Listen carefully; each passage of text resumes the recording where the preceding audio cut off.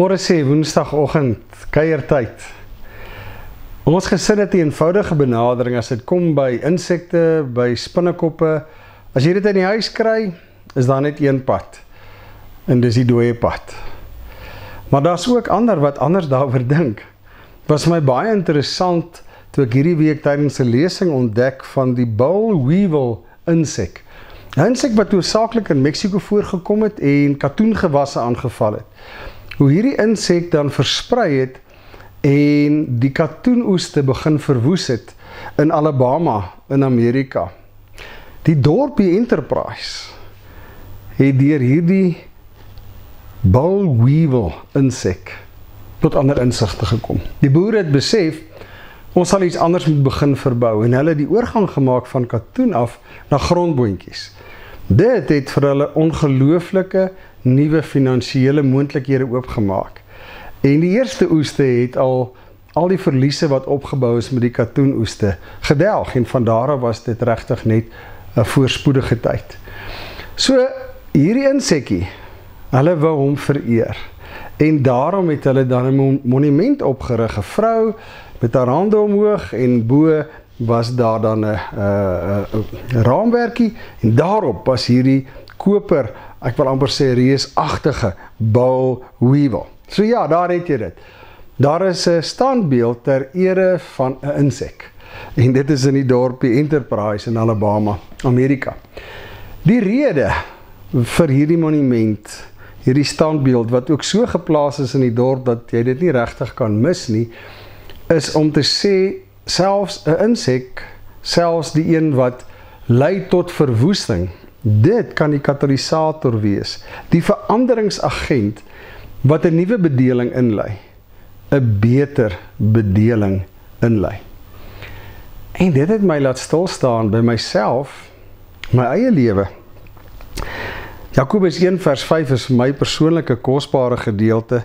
As ek wysheid kort kom, laat ek dit vra van die Here. Hy gee dit aan almal, sonder voorbehoud, sonder verwyte. Hy sal dit ook aan my gee. So ja, ek klop baie by die Here aan om raad en om wysheid. Ja, ek is tans in 'n seisoen waar daar 'n paar dinge oor my pad kom wat ek regtig wysheid en insig nodig het wat ek nie het nie. Maar dan het hierdie standbeeld met hierdie boll weevil insek vir my 'n ander dimensie oopgemaak. Soms lei die Here vir my en jou op die wonderbaarlikste wyse.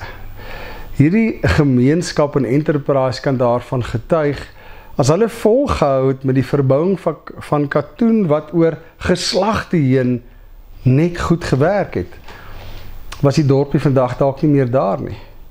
Was die boerderye nie meer daar nie. Maar dit was die veranderingsagent, hierdie teespoed, hierdie insek, wat die liggaming was van moeilikheid en van afbreking van oeste.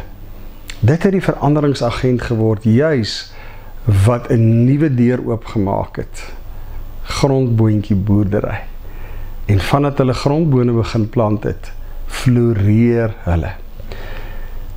Ek kyk bietjie terug op my eie lewe en ek besef, daar sekere situasies en momente, onlekker tye, eina tye, wat ek myself so vasgestaar het teen dit, wat die ongeluk, die teespoed gebring het, die ongelukkigheid. En ek het dit nooit 'n kans gegee om 'n veranderingsagent te word, om 'n nuwe bedeling, 'n ander deur oop te maak nie. En soms moet ek en jy stil staan. Ja, en ons kan vashou aan Jakobus 1:5. Ek moet my wysheid by die Here gaan soek. En hy gee dit vir my, sonder voorbehoud.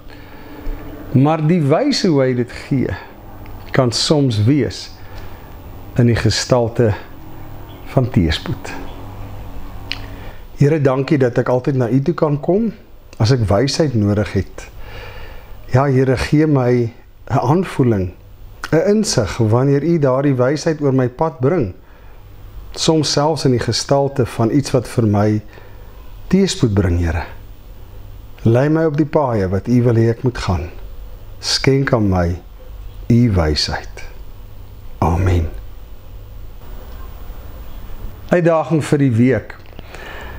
Ek gaan verseker, dit waarmee ek op die oomblik worstel.